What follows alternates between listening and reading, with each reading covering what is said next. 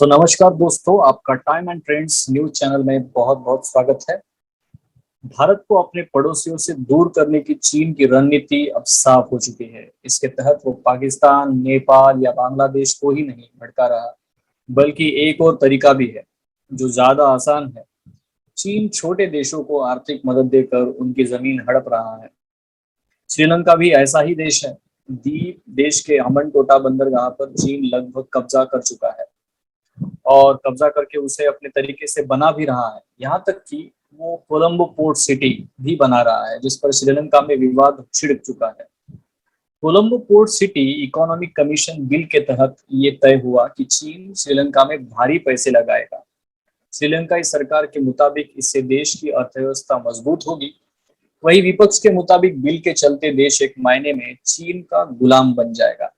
हालांकि भारी विरोध के बाद भी बिल पास हो गया है और इसके चलते चीन 1.4 बिलियन डॉलर से कोलंबो पोर्ट के ठीक साथ एक बंदरगाह शहर तैयार करने वाला है। यहाँ खास नियमों के तहत मजदूर रखे जाएंगे। यहाँ कारखानों से जुड़ा टैक्स कम होगा और नियम काफी हल्के होंगे ताकि चीन को व्यापार फैलाने में आसानी हो।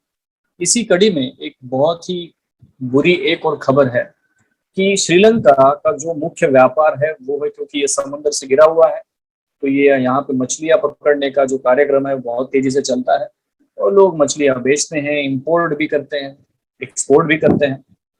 एक्सपोर्ट बहुत ज्यादा करते हैं। तो ये जो एक्सपोर्ट होता है मछलियों का, उससे इनकी खास करके आमदनी होती है। श्रीलंका गवर्नमेंट को भी बहुत अच्छा मुनाफा इससे मिलता है। एक तरफ चीन है जहाँ पे बहुत बड़ी भूख है भाई, बहुत सारे लोग वहां पे रहते हैं, तो वहां के लोगों को खाने के लिए तो कुछ भी दे दो वो तो खा लेते हैं और मछलियों के बड़े ही वो शौकीन होते हैं।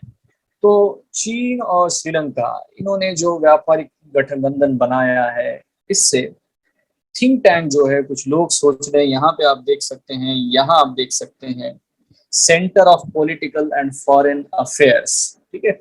इनके थिंक टैंक कहता है कि China tightening grip on the Sri Lanka by exploiting its vulnerable situation. मतलब चाइना में जो भी स्ट्रेटजी अपनाई है वो श्रीलंका हो या ऐसे श्रीलंका जैसे छोटे देश जो होते हैं उनको पूरी तरह से वो काबिज करना चाहते हैं। यहाँ आपके सामने यूरोपियन यूनियन पार्लियामेंट का एक क्या बोल सकते हैं, गलतफहमी हो सकती है या गलती बोल सकते हैं। उन्होंने श्रीलंका के ऊपर बैन लगा दिया है कि आप जो मछलियां पकड़ते हैं, जिस तरह से मछलियां पकड़ते हैं, उससे अंतरराष्ट्रीय कानूनों का हनन होता है, वो अंतरराष्ट्रीय कानूनों के तहत नहीं है। बस इसी चीज का चीन जो है फायदा उठा रहा है ना। ये लोग बोल रहे हैं आप हनन कर रहे हैं, हम लोग आपकी मछलियां नहीं इंपोर्ट करेंगे। उधर चाइना बोल रहा है कि हम आपसे सारी मछलियां खरीद लेंगे और हम ही आपको बचा सकते हैं। देखो, चाइना का बहुत सीधा और सिंपल स्ट्रेटेजी है। उनको बेल्ट एंड रोड इनिशिएटिव जो है उसमें, है ना, हर एक देश को कब्जा करते चले जाना है।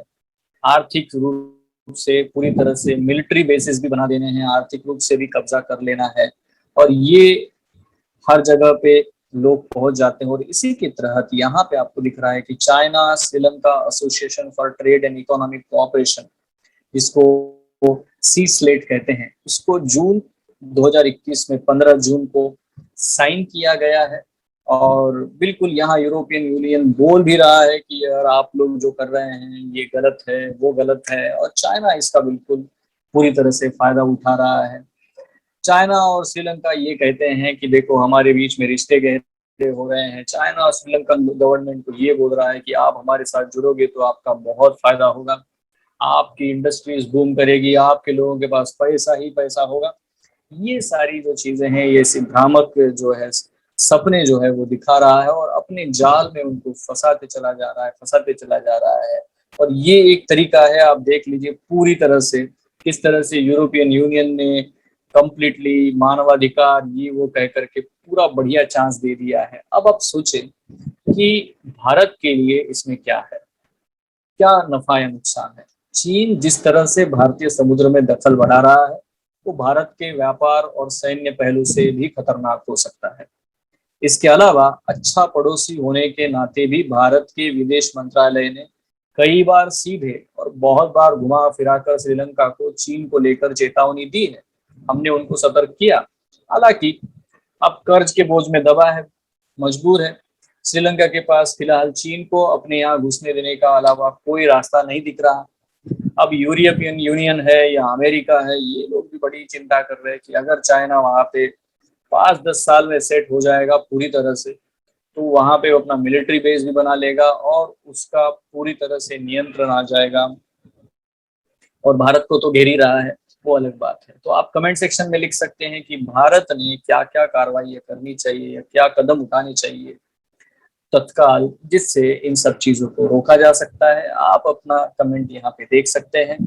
और अगर आप नए हैं तो डेफिनेटली आप सब्सक्राइब कीजिए, क्योंकि इसी तरह से कुछ न कुछ हम लोग न्यूज लाते रहेंगे जो आपको इंटरेस्ट क्रिएट कर सकती है। सो धन्यवाद, खुश रहिए, आबाद रहिए।